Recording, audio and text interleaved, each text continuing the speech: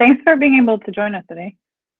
So for those of you that are watching this later, we have Doug here today. I'll let him introduce himself. We're back for the student group where the theme of this group is it's okay not to be okay. And each time we have a special guest, we kind of have some questions that we ask. We talk about their perspective, their professional and personal experiences with life, the pandemic, and just navigating what it means to accept that life isn't always exactly as we expect.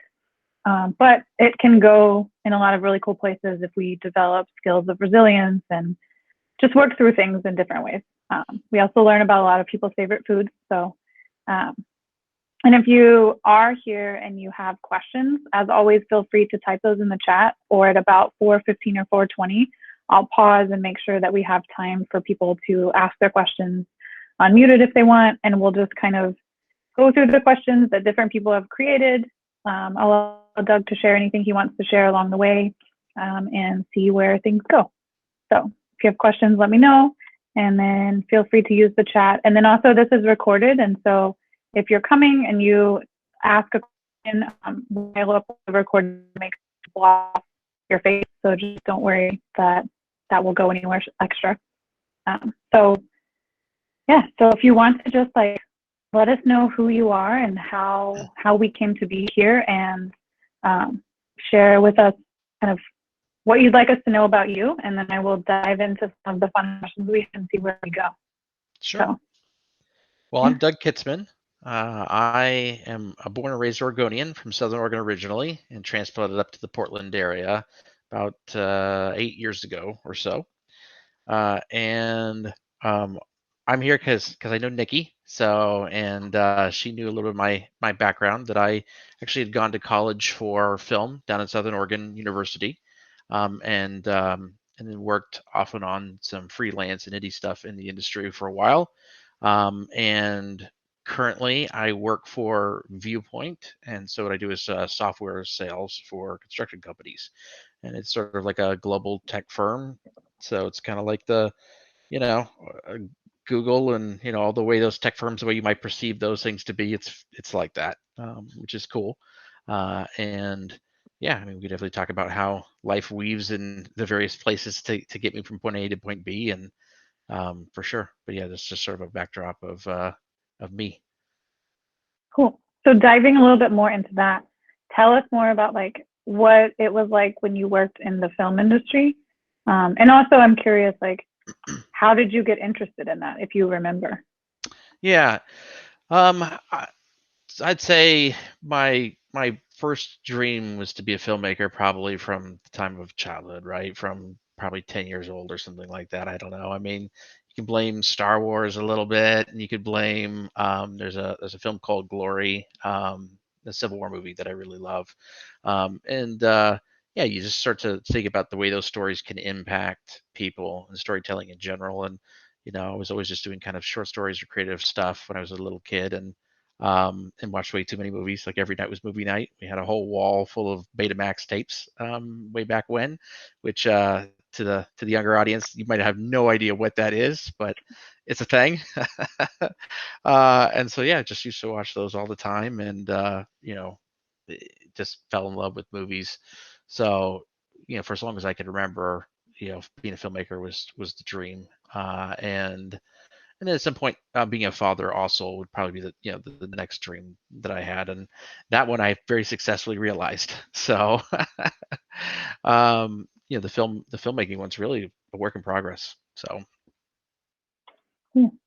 thinking of Betamax tapes to, I guess, or post DVD. I don't even like files now. I know, I guess we're basically streaming now for the most part, but yeah, I mean, you still have some Blu-rays around. It's still a thing, but yeah, I think.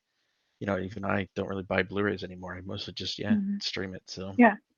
Have you noticed, as someone who I imagine you've worked in the industry, but also it's a personal passion, like have you noticed that movies change over time with technology? And if so, like what are the cool parts of that you notice? Yeah, well, I think the barrier to entry with technology is lower. So meaning it's not so restrictive now if you want to make films, but to make them good hasn't changed that much. Meaning, like, anybody could pick up a pretty decent camera, right, and craft a movie that, in effect, would, from a camera standpoint, look as good as maybe what they shot in Hollywood, 10, 15 years ago, really. But there's a lot more that goes into it, because then you're getting into the lighting and there's a lot of craftsmanship that goes into that, like, just because your camera theoretically could shoot a picture that looks as good as what they make in Hollywood, it's not that easy. It's, a crew of people that are really good at their craft that create the look of those things.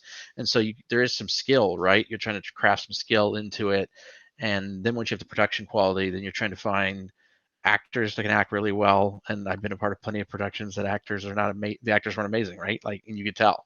So there's a lot that goes into it in that way. But overall, I mean, like, I've worked with a couple of indie filmmakers down in Southern Oregon, and they've got a pretty good job of crafting, I think, high quality looking movies for Mhm. really low amount of money, right? Like sub $1 million, which is pretty insane that they're able to craft a feature length film that looks good, and the actors are good, and it doesn't cost them that much, right? So, Mhm. which is essentially like, you kind of, the way the industry's changed, to make a profit, you basically have to be either very cheap in the way you produce the films, or you got to be massive tentpole pictures, like, your Marvel films and stuff like that, right? Like, the Mhm. studio movies are all hundreds of millions of dollars kind of thing, right? So the in between is or middle class of filmmaking has kind of been wiped out in a lot of ways, in sort of the Netflix era. So those are Mhm. some ways that the industry has changed. Yeah. So what would you, to those of us who, I wouldn't know how to define what filmmaking is, and as you're talking, I'm realizing it's kind of that other mentality of, like, it takes a village. Like, a Yeah. principal leads a school, but a principal needs a team that's excellent for the school to go well. How would you describe some of the people skills of being a filmmaker?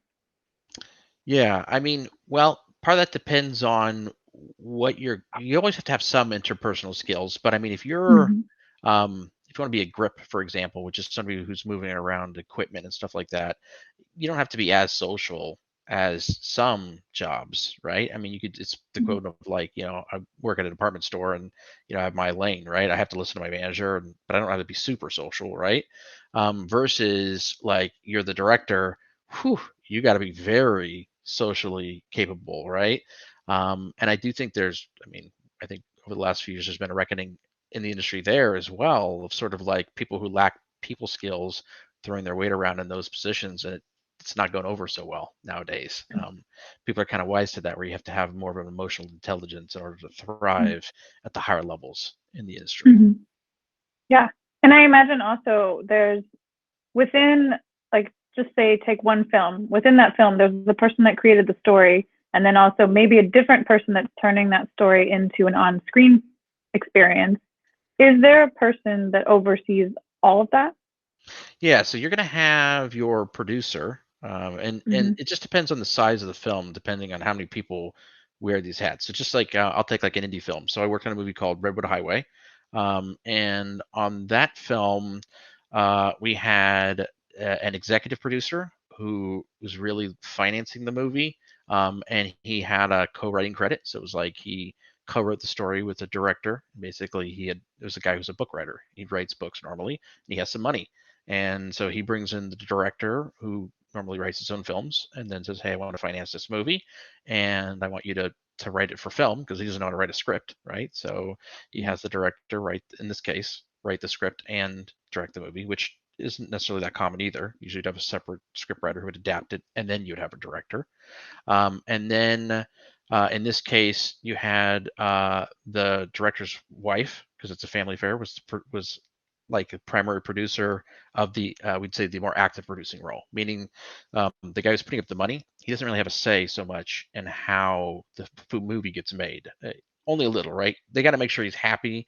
They're placating him, but he doesn't know how to make a movie, so he doesn't really get to tell everybody what to do, right? Mm-hmm. Is where the director's wife, she actually has experience making feature films, so she knows how to craft the resources together, right, and how to oversee it. She's basically the boss, right? She gets to hire and fire people. And then she brings in what's known as like a line producer, who's more of the like direct, hands-on, like in the specific of making everything happen from a product, we call it production. So meaning like crafting, um, logistics, like, hey, we're going to make sure people are going to get to here and there and all these different places on time, and making sure we actually have the equipment and paying for it and all those different things. So it's usually it's a team. We've been a producing level, and that film was like a $3 million movie, right? So not a massive movie by any stretch. That was like 10 years Mhm. ago. Mhm. And yeah, I mean, that's just a couple of the roles, right? But then you're going to Mhm. have typically a team of other folks. We call it from the back office standpoint, right? Bigger the movie, the bigger those teams are going to be, right? In that case, there was like 3 folks. I did work in the office initially in what we call pre-production, which is basically getting everything ready before you actually shoot the movie, which is usually several weeks or months in some cases, depending on the size of the movie. In our case, it was like 5 weeks before, between basically hey, the script is ready to make a movie out of it, and okay, now we got to get everything ready to go, everyone hired, everything in place, all the actors ready, all the legal stuff, the waiver signed, and now we're actually got the location booked, and we're showing up, and now we're filming it, right? And so I did that on that particular movie, and then I transitioned to a on production role, meaning I actually went out with the crew and helped get everything going while we're shooting it. So, and that was like overall crew while we were in filming was probably like 10 to 15 people, depending on the Wow. day. So not Mhm. it's a pretty small crew. Mhm. But That they're sounds they're smaller. exciting. Yeah, it's fun. Mhm. It was Yeah. fun. Yeah.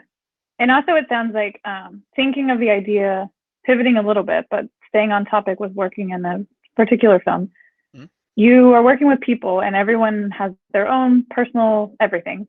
Um, what is it like to be working on a project for that much time and kind of have to ride the roller coaster of everyone else's personal stuff at the same time? Because it almost would seem Yeah, like you're kind of a family. And so, for better or worse, like we're all doing this project together. you definitely are. How, Yeah. what kind of I- skills would you say that develops in a person or Um, test?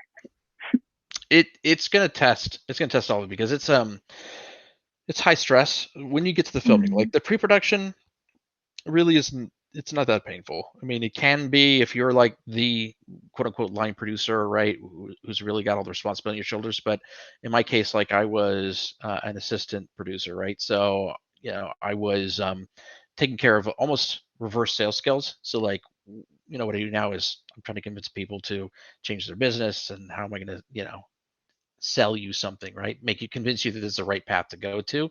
And in that case, it was almost reverse, where I was actually negotiating with other businesses on how to give us cheaper rates and things like that, right? Like, hey, I want you to book me in this hotel for half the cost, and in turn, we'll give you a credit on the movie, and we'll advertise your business, right? So that sort of thing. In that environment, it's not too stressful. It's more like almost a regular office job, right? It's more 9 to 5 ish. There's 5, 7 people or something like that in the office, and you're chatting, but there's nobody's getting too crazy, right? Like, I guess if you hired somebody with a terrible personality, that could be an issue, but thankfully that wasn't the case. Mm-hmm. But when you get to the film set, those are like 12-hour days, sometimes 14-hour days, probably between 10 and 14-hour days. And that particular film was location shooting. Studio shootings are less stressful, meaning like if you're just in one location and you're shooting things around, it's kind of a well-oiled machine. Location shooting is, we're going through the redwoods, and we're going to the coast, and we're at the ocean, and we're trying to catch natural light, and you're over rough terrain, and you're huffing it, and you're trying to beat daylight. It can be crazy, right? Like, and so some people handle that stress better than others, right? And Mm-hmm. so on that particular film, I had someone who was above me on the set side, who really was having a rough time from a professional. They were having a hard time being a professional, and so that made it less fun to work on. So sometimes you just kind of roll with the punches, right? But Mm-hmm. yeah, I mean, I think things are improving overall in terms of behavior of folks. There's more accountability, but still, there's a lot of stuff kind of tolerated. No different than a lot of businesses out there where certain levels of management are tolerating bad behavior. So, and that can definitely happen because if you're not sleeping and it's 14-hour days, and it's like, the production rests on your shoulders, and if you don't capture it here, where are you going to get that other day? And we're not going to have this actor again because we got a Hollywood actor in there for 3 days. You don't get to just have that person back that you flew into Southern Oregon, right, from LA. So there's stress, and some Mhm. people don't handle that as well as others. So Yeah. definitely want to work on emotional intelligence, and then your own ability to just kind of let stuff roll off your back, knowing that, like, okay, I get it, that person's under stress, they took it out, they shouldn't be taking it out on me, but you know like it's up to me whether or not I let that affect me too greatly or Mhm. not, and not take it personally. Yeah. How would you mentioned a couple times the phrase emotional intelligence, which I Yeah. think is something that we don't often teach young people what that means. And it's a skill that's useful in every single job. So Yeah. how would you define it, and like what advice would you give to young people wanting to develop more of that skill? Yeah, so I think that there are definitely, I have to think about a specific podcast or book or something, but there's definitely resources out there. I mean, I think trying to develop empathy in an active way is a good first step, in terms of emotional intelligence, where you're able to sort of put yourself in the shoes of the other person, um, and uh, and then generally, I think assuming generously of others, is also helpful in that environment. Meaning, somebody does something and you have an opportunity to either A, think, they did that maliciously, or B, think, they were just having a bad day, or they're in a hurry and they didn't actually mean anything by it, right? So you have that option in terms of your own brain. Hey, do I want to assume the negative or the positive, right? Mhm. If you assume in a more positive way, it's just going to make life easier on you, right? In general, because if you assume the Mhm. worst, you're just going to harbor a lot of negative feelings, and that's going to fester and it's going to get worse. So Mhm. things like that. In general, like if you're in a leadership position, and you don't have emotional intelligence, then it's going to be hard to connect with the people that are under you, right? And if you don't have that connection, they're just less likely to give you maximum effort because they don't believe that you care about them, right? So again, this kind of comes back to the empathy concept and active listening. So Mhm. the more you listen, the more that you learn about them, unless that you're talking and you don't know anything else about them. So Mhm. yeah, Yeah. active listening, empathy, those are things that you can work on. Yeah. There's plenty of interesting information out there that you can consume to help. And I think I heard you say like assuming the best intentions, which Yeah. I think if you think about the last year, it's been really challenging to assume positive things. Hmm. So thinking of yourself, what have you what have you found has been your kind of rock or self-care practices to make it through the last year? And we've all had a different experience, but we've all had challenges, I would venture to guess, in the pandemic. Sure. Yeah, for sure. Um, uh, I like nature. So being able to get outside, take a walk, any kind of hiking or anything like that tends to help me Mm-hmm. refresh and connect a little. And if it's rainy, it's harder, but I think music also helps a lot. So even just reset with some tunes in between, Mm-hmm. right? And it's not like I can't put up a video of nature, I guess, to help while I'm listening to some Mm-hmm. music. So stuff like that to help reset the tank is definitely helpful. Um, yeah, I mean, I think for me, from pandemic standpoint, I never really thought I could work from home and be that productive, but it's worked. I don't know. I mean, I guess I just adapted, right? Like, Mm-hmm. in the past, I'd work from home, and if I work from home more than a day at a time, I thought, oh, I'm way less productive. I'm just squirrel, getting distracted all the Mm-hmm. time. So, but yeah, having done this, most days I seem to be as productive as I was before. Then it just becomes the lack of social interaction. Yeah. Yeah, and a follow-up question on that before I have lots of movie questions. Hmm. But my question was going to be, what have you learned about yourself in last year? Which you kind of said one thing, and I think a lot of students have learned that too. Like online school from my room, I can't do that. And I Hmm. mean, it's hard. Like when your favorite things are right there, and your math class isn't your favorite thing, it's hard. Yeah. But is there anything else that you've learned about yourself in the last year or Hmm. so? Now that we're over Yeah. a year in. Yeah. Besides the adaptability. Uh, well, I think I've noticed that. I'm sort of a typically like a introvert extrovert, so I have like a or ambivert, whatever you want to call it. Mhm. And so I guess I felt like my need for social interaction was maybe greater than I thought it was, because Mhm. you get that naturally at work, and so then you'd come home and I would be less apt to want to go out or see other people, and in the pandemic it was like, I miss people actually, Mhm. so more of a desire to go out and see people even though I couldn't, so Mhm. yeah, I guess I learned that about myself. Yeah, that's cool. Um, let's see. Do you have a genre of movies that you enjoy the most working on? And if so, why? Ooh, working on Hmm. um I don't know about working on per se. I guess, I mean, I like science fiction films in general, and I haven't really got to work on any actually, outside of like the shorts and stuff like that. But um, you just sort of take stuff to make ends meet because it doesn't Right. pay great early on, and so I mean, I worked a lot of reality TV, and I don't really watch that stuff usually. So you just that's Hmm. what you got to do.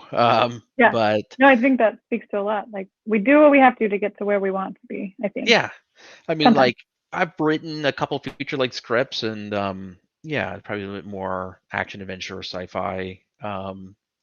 Is where I would lean. I also think you probably, in general, would prefer to work on sci-fi if I had the opportunity, because um, less location shooting, and if I am on a location, it's probably pretty unique and cool, and not Hmm. just like struggling to get the permitting and the around tough locations. Sometimes like city shooting can be hard to do. Hmm. So yeah, I mean, I guess that's probably my takeaway there. If you're in, like, some of the new technology they have nowadays is like basically almost a full virtual reality set that you walk on for sci-fi. It's pretty insane. Where Hmm. they they skip the whole green screen background altogether. And instead, you're basically surrounded by LED screens all around you that Oh, have the virtual set behind you, right? So it's like you actually get to act against the real thing, which is pretty amazing. So I haven't could you got to give us work on one of those yet, but I would love to. Yeah. could you give us an example of maybe a scene in a movie that's like that that we wouldn't know is like that? Oh, there's a show. It's the Hmm. Mandalorian Star Wars show on Hmm. Disney. So on Disney Plus. Hmm. So if you check that out at all, the entire show is shot on this thing called the Void. So it's all this technology, which basically in studio they built, this full like it's above their how would you use it? It's above your head, it's on the sides, it's all around them, right? So it's like a almost a dome type of thing. So they have screens all around, and they project, and they basically make the film real stuff behind the scenes and then digitally recreate it, and then they put it back there so the actor gets to work against you know real stuff, which that was an issue for a little while, right? Where actors were getting kind of like, oh, my performance isn't as good because I'm looking at some random piece of green screen and I'm told to react. But now you actually get to see it, right? It makes them feel like they're on location, so tend to get a little bit more authentic performances as well. That's cool. And so, thinking of like with technology changing so much, how do you, as a person in the film industry or just the industry in general, keep up with everything? Like, is that a person's Yeah. job specifically? I'm curious. Is that a person's job? Oh, well, Yeah. yeah. I mean, multiples, right? I mean, that's like, Mm-hmm. I mean, you have. It's interesting because I think there's a bridge between like traditional filmmaking route, right? Like, hey, I want to go, pick up a camera and go shoot with my friends, and and do the indie thing, versus sort of like I'm going to college for really technology, right? For more computer related degree. Um, and then you start to get into that side because those are all programmers, right? I mean, like that side is heavy tech, right? That it is doing that, and then they're mixing with the more art type people, right? The artists who then care about the there's almost two different kinds of art too, right? Because there's the I'm actually drawing the pictures or creating the three-dimensional art, right? Which is still computerized, but they're an Mm-hmm. artist. And then there's the, I'm the director, I'm the storytelling level of art, which that person, the director might have zero skill, of creating a piece of art with his hand or a computer, right? So and nowadays it's mostly digital, digital art. So they used to have like hand drawn storyboards. Now it's almost always digital. So Yeah. yeah. Which, yeah, that's interesting because I think a lot of the conversations we've had about film and writing and things have been more about the storytelling and the stories in movies.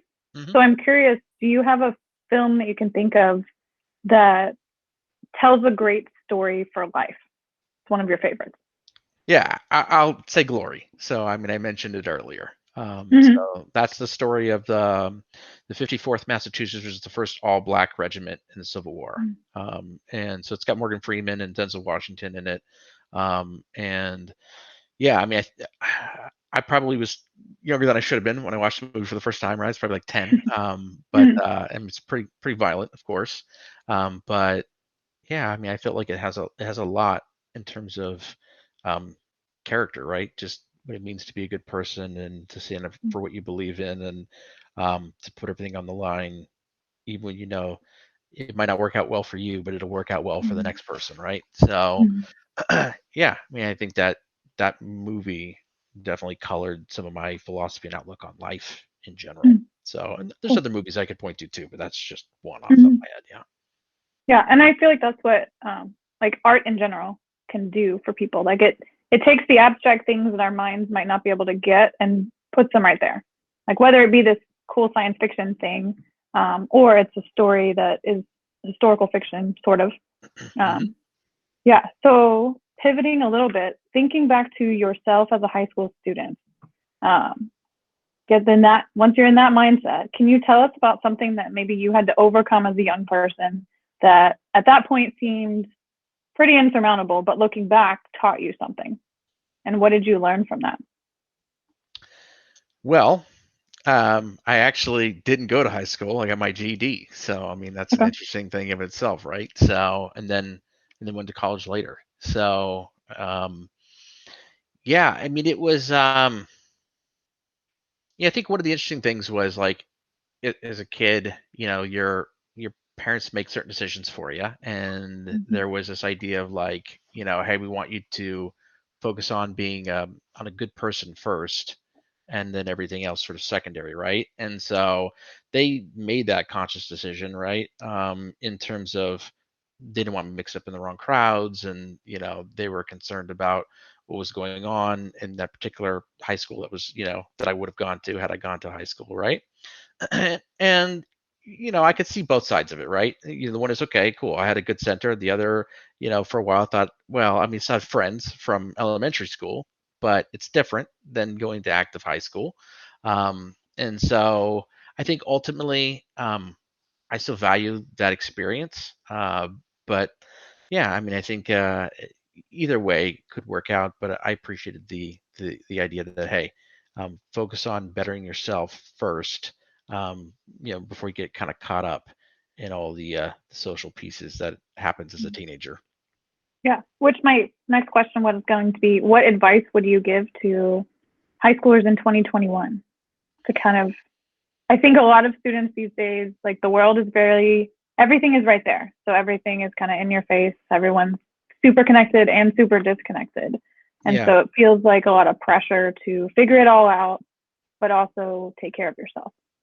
What advice might you give a young person who's been online for a year, doesn't really know what the future holds, but is wanting to figure it out? Yeah. Um, I think that there's definitely some challenges. For one, I think that like I would generally say disconnecting from online would be, more would be great, at least from social media. But then with COVID, it's like, what else are you gonna do, right? It's the only way you're getting kind of connection. So it's a weird thing. Because I can't imagine it's much different, for teenagers as it is for adults. But I just kind of seeing like what social media has done. There's so much sort of rampant negativity that seems to happen there, and it just affects your psyche and your life. And the more you can disconnect from that and connect with real people in real life, it's a lot easier because it's just easier to have empathy and assume generously in those things in real life. Is where over social media, it's like just quick snapshots, right? Like, and it's really hard to know what somebody's intentions are. It's at least if they're doing some sort of video recording, maybe you're seeing that, but there's so much communication that's lost if it's just a written out thing, over a paragraph or a sentence, like, and then you're trying to Mm-hmm. assume what somebody actually intended and meant by that, and there's so many hurt feelings that seem to come out of it. So, the more you can remove yourself and have, um, even if it's just a phone call, because we can't see each Mm-hmm. other face to face, it's just more, direct connection with somebody, Mm-hmm. and less of sort of bite sized, and, you start to worry, what did they think of me, when all this kind of stuff that kind of comes out of that over these Mm-hmm. brief snapshots. So that's one piece. And then I think just from like a career advice or that type of thing, I think just trying to, you try to prepare yourself for what you want and go after it, but also be okay with a longer road to get there. So, for me, it's a longer road, right? Like, um, yeah, I still want to be a filmmaker, right? I still want to direct and write my own scripts. And, uh, I didn't want to live in LA. So, and that still would have been a hard road. But if you don't want to move down to kind of where it all is and social network there, then, you can social network on the small end when COVID is fully over, probably. I think it's a little harder right now. Um, but then you're trying to go after and say, hey, I'm willing to make ends meet over here, before I come back to it, right? So in my case, I had kids. So, like, okay, I want to make a good living, not work, 14 hours a week for, which is basically minimum wage equivalent, right? Just at more Mm-hmm. hours, and move beyond that. So I think there's avenues for us. You just have to work for it, and you have to be okay with kind of taking things as they come without giving up. So, Mm-hmm. Yeah. And my final fun general question is, if you had a superpower, what superpower would you choose to have? oh, that was superpower. It's usually my answer is usually they're like flight or teleportation. Mm-hmm. It's both movement things, I guess. I mean, like, flight would be fun, and if you think about it, there wouldn't be too much pressure to like completely change your life. Is where there's certain superpowers where, like, you basically are going to be obligated to be a superhero, right? And that's a whole Mm-hmm. new life with its own complications, right? Mm-hmm. Um, yeah, I mean, and teleportation would be borderline. It'd be cool to be able to, go somewhere else instantly. But if you Mm-hmm. have that kind of ability, I'm starting to think, well, really, you should probably be teleporting into burning buildings and saving people on a regular basis, right? Right. With what is that like? With great it's a Great Batman quote, power. maybe. With great Yes. power comes great expectation. Mm-hmm. That's the Spider-Man thing. Yes. Yeah. Spider-Man. Oh no, that's a Yeah. movie sin. Yeah. Yeah. I'm a geek. Sorry. It's No, gonna be I was hard to like, get I that know stuff it's by one me. of those. Yeah. Yeah. Well, those of you that are here, do you have questions? I'll leave some time for some to drop into the chat.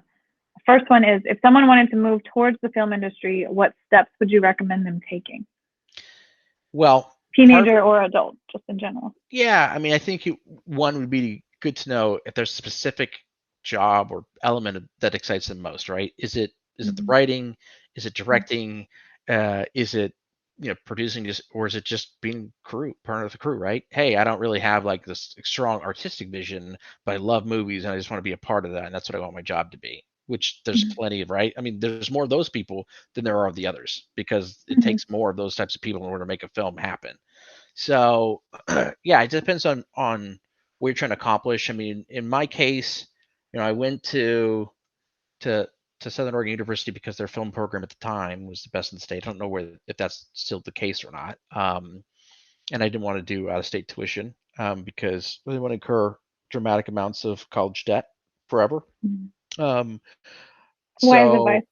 so yeah, I mean, if I honestly, that's one of those things. If I had to do it all over again, I would not take any loans. So I took a loan the first year, and I think I paid on that for the next 10 years. And I didn't take a loan the next 3 years. I worked full time and did college full time, which is insane but doable. Mm-hmm. And but if I did it over again, I'd say, okay, I'm going to wait one more year to do college. That way, I didn't have to even take out an initial loan.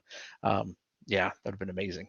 But that's a separate piece of advice, right? I mean, I guess if you're going to go in a career field that pays, like, let's say you get an engineering degree, hey, probably fine, right? You could probably pay off that loan a lot sooner. A communications degree, I mean, that's look, unless you just strike it big and you're suddenly the writer director or something like that, right? You're not going to make a ton of money in this field for a long time, right?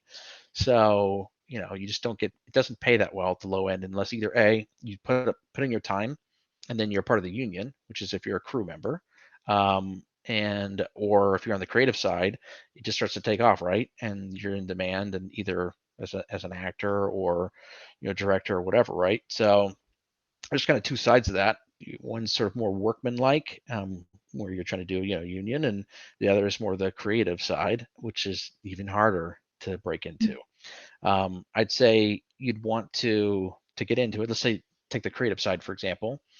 I think is you definitely want to study technique. So there's plenty of books on it, or you can take classes. Almost every major city has film related classes that will talk about the technique, right? Which is like composition of the image and sound and stuff like that, right? So you understand how to make a good quality movie and or TV show, right?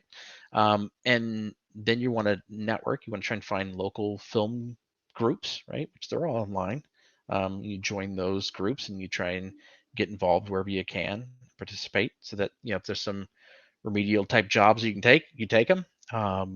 You'd be trying to craft cover letter, right? Just like a job type of thing, right? For a major job for internships, and if you can get an internship, all the better, right? So these are all things that you should be working towards for sure. You definitely don't have to do, college for the sake of film, but that is an avenue. Um, in my case, I knew literally nothing and I had no connections, so I just felt like that would be a good start, and it was because then I got to be a part of like a local cable access channel, and then other former filmmakers would come in to the school and teach, and so you start to pick their brain and realize, oh, these are some ins that I can do, right? Um, and I think maybe it's a little bit easier nowadays, but still hard industry to break into. So as a thinking of somebody in Gresham, maybe that's like a high school junior. So they're 16, they could have a job. Is there Yeah. anything that they could do locally to kind of start? Maybe they know they want to work in film, but they're like, I don't even know what all these jobs are. Can I job shadow? Can I watch? Can I volunteer? Do you have any ideas of what that person might be able to do? Yeah. Well, there is the Portland Film and Networking group. So probably start with that group would be good. Um, and I want to say one of the community colleges out here has a film program. Um, Mm-hmm. the Gresham one, I can't remember the name of that. Nikki, what's the name of that college? Mount Hood? Do you remember? Yeah, Mount Hood. Yeah, Okay. Mount Hood. Mm-hmm. So Mount Hood, I believe they have a, or at least they did. It's been a little while since I looked. But they had at one point a film program, and then you learn some of the fundamental skills and start to get some Mm-hmm. connections that way as well. So just building up your initial skills. There is it's pretty common in the industry to have like a lot of like people who have their own creative little projects. And they want to make their own short films and they want to pay you nothing to come work on their movie. I think that's okay for once or twice, but you gotta transition out of that so you can live. Right? Mm-hmm. I mean, if you're young, you can get away with, it's like we did student films when we went to college, right? We'd all do each other's movies, so you all work on these projects for free labor, right? For a week or two, and then they're off editing it themselves, and no one ever sees any money out of that. You're just doing it for the experience, which is Mm-hmm. fine. But there is a subset, when you get even in here in Portland, of like, hey, come work on my movie. I'm gonna do a feature length movie, and we're gonna pay you in food. Uh, Maybe do one of those at most. Mm-hmm. It's a little bit shady, you know what I mean? But I get it. They want to be a filmmaker, and their way of getting in is like, I'm gonna make my own movie. It's gonna be my calling card. Yeah, that works sometimes from a directorial standpoint, right? If you can submit it to festivals, and you might get it if it's actually good quality, but most of the time it isn't. So I would say before you start biting off a feature length, if you want to be a writer director, start with something short, like a 5-minute short, and see if you can get the structure correct and the quality correct and stuff like that before you start getting deeper into it and spending more money. As somebody who once spent $1,000 of my own money when I was in college to make a short film that was like 20 minutes that never finished because it required special effects that like I couldn't pay for, you know what I mean? Like Hollywood level special effects. It was just okay. Well, that was fun, other than the fact that the movie never got made because, and I wasted $1,000. But for the experience. So you have to be okay with the fact that, you're not going to make money on this thing. It's just to learn. Mm-hmm. Cool. That was super interesting to me. What other questions do we have from folks? You can unmute or type, whichever works for you.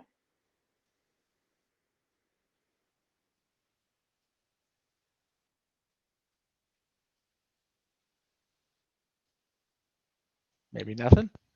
Maybe nothing. I have another high school question I like to ask, which is, what, if you think back to high school, who was most impactful on you at your high school? What did that person do for you? And in this case, since I was homeschooled. Oh, right, yeah, or school in general. I had a tutor. I think sometimes. So probably would have been the tutor in that scenario. Pretty easy. That was like an hour a week I had with that tutor. Yeah, in terms of in general influence, probably my mom. Yeah, but it's also weird because I think like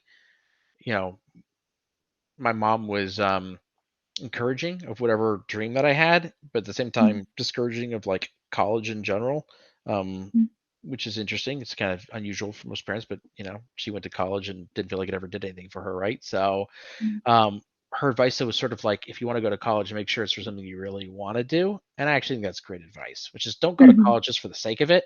You're just sort of incurring expense and debt, and it doesn't necessarily buy you anything from a new job standpoint. So if you have something you're passionate about, go and learn that thing and go into that career field. If you don't have I don't know. I don't know if I'm into the go to college to find yourself concept. I think you could take a year between high school at least and college and do a lot of exploring yourself and know what you want to do before you start paying money to do the thing, right? So yeah, that idea of defining your own way to develop emotional intelligence seems like that's the 18 to 22 experience.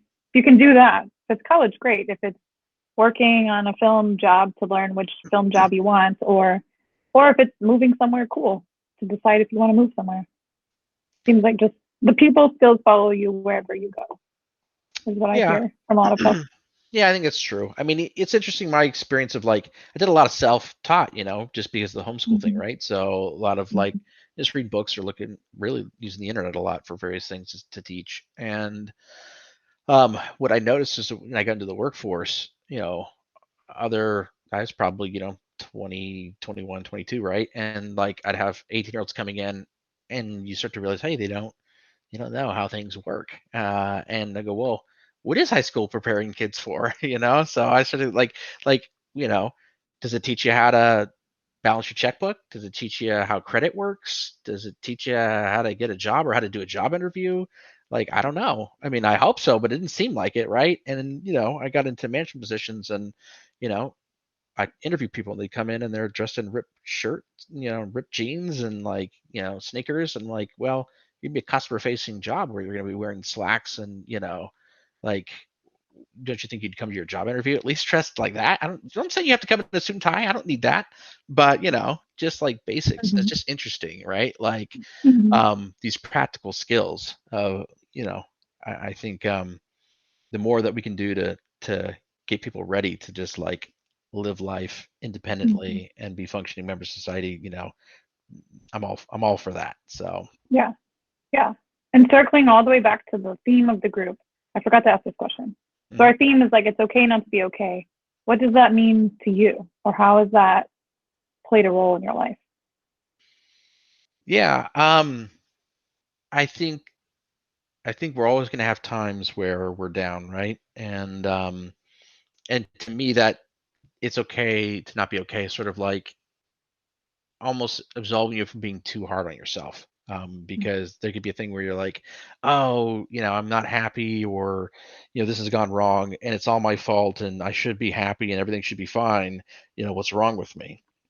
Which then you start to get harder on yourself, right? Than you need to be. And so if it's okay to not be okay, then it's to give you freedom to make mistakes. And I think that's also a thing that culturally, for some reason, it seems to be difficult to handle in our society, right? Where it seems like, if you make a mistake, suddenly well, you're done, right? And I go, well, I mean, think about any good scientist that there ever was, right?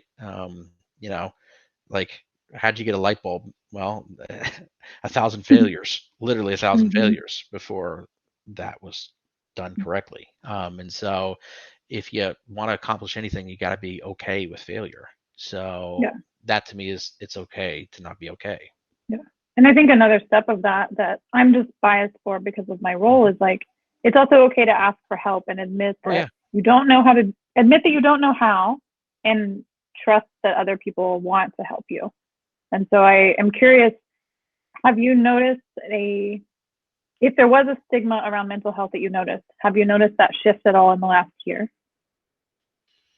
Yes. I think there's been stigmas around mental health. I mean, culturally for years, and I think I'm optimistic, I guess, by nature. So I feel like every year it's getting better, right? Like that Mm-hmm. people are more willing to be okay with it. I mean, I can also speak for myself, where like uh, I grew up in a family where it's always sort of like pull yourself up by your bootstraps, and the idea of like going to a counselor or a psychiatrist or anything like that was like strange. And then as I'm an adult, it's like, no, it's like obvious. Why wouldn't you do those things? If you need it, you should do it, right? And you shouldn't Mm-hmm. have too much pride to do that, because you know it's just a natural part of life. You're going to Mm-hmm. go through downs, ups and downs, and you got to have some sort of outlet. When you just bury it all inside, it will come up at some point, and not when you want it to. Mm-hmm. So, it's about having the courage to deal with those things as they come, and yeah, getting the help that you need. And Mm-hmm. um, you know, I've seen things from in various, like even like a police officer, for example, a friend who, is getting help, when that would be traditionally a stigma in the industry. I mean, like my dad was LAPD for 8 years. That was unheard of, right? When he was in the force, 30 years ago, right? And so for a guy to say, hey, yeah, I need to actually see a counselor and spend time away because I saw something traumatic at work, because they see traumatic things, right? Mm-hmm. So yeah, I mean, I think it's and kudos to him for recognizing that, right? Yeah. But yeah, I think the more we can do to seek things out for ourselves, and then to also recognize the people around us when they need help, to encourage Right. them to get that Mm-hmm. help, right? Yeah. So, I often say, like, if we saw our friend with their arm broken, we wouldn't tell our friend, hey, tough it out, make your arm better. We would say, hey, let's find an arm doctor and find someone that can help you with that. yep, But with our mental health, we either see that in ourselves or others and assume that maybe we did it to ourselves, or there's a lot more stigma and shame around seeking help when it's not something physical. So I also I feel agree. hopeful that it's changing, and I notice a lot of young people are more apt to seek that than ever and be Mhm. aware. So cool shift. Yep. And I think I there's a agree. lot of cool stories to come out of that. A lot of films have come out of hard stories that people have moved past. So, Oh yeah, I mean, yeah, that's where a lot of the inspiration comes from, right? How many, you know, true life stories that are crazier than mm-hmm. fiction, Yeah. and those people coming over to overcoming great odds, right? I mean, it's sort of I think it's just, you had sports films doing it for a long time, and that still plays, but then you have health challenges and people overcoming those things, and movie stories that Mm-hmm. are all inspirational for us. And so yeah, the more we can take those things to heart and internalize them, and I don't think there's that many stories yet about mental health challenges that have been overcome. There are some, Mm-hmm. from a film standpoint, but yeah, I think that's probably there'll be more stories in the future Yeah. on that front too. Yeah. Yeah. Yeah. I think we have some that seem maybe a little bit more extreme, like movies like Split or things like that, but we don't Yeah. have as many around just kind of things we can all relate to. Right. So If anyone has more questions, feel free to type them in. The last one that I see so far is, what is your favorite movie line? Oh, my favorite movie line. Yeah. Ooh, I have Oh, so and many quotes that I love. I don't know if I have a favorite, Nikki. It would probably be something from The Princess Bride. I mean, if I mm, was gonna throw one out there, mhm. probably like I don't know, would be a good one from that. There's so many. You don't by chance happen to have 6 fingers on your right hand, do you? Do you always begin conversations this way? You know, Mhm. so yeah, Yeah, that'd be that's one of cool. them. Yeah. Well, cool. Well, if we don't have any more questions, I will be here for, I don't know, 5, 10 more minutes. If we have questions to stick around. Oh, the other one people have often wanted to know, so I'll ask for the recording. Which Harry Potter house might you be if you were in one and know things about Harry Potter? I'd be Gryffindor, I think. Okay. Yeah, We yeah. have, I think, yeah, we have one other guest that's been Gryffindor. We've got a few Slytherins. It's been a good Some mix of people. So, Slytherins, huh? hmm Oh gosh, I'd probably be Slytherin, but I just don't want to be. Maybe that's why I want to be Gryffindor. hmm Yeah, yeah. There's that uh, house you would show up to and be friends with, and then the one that you're like, okay, fine, this is me. I'd show up saying I'm gonna go to Gryffindor. They're like, no, you're Slytherin, buddy. That's probably what No, we happened. But we know yeah, how this goes. hmm Yeah, it's cool. Well, thanks for taking time out of your schedule to meet with us. So yeah, my this is pleasure. cool. So Awesome. Well, hopefully it's good for you guys. Nice to yeah, meet I'm you. gonna click stop just in case people wanted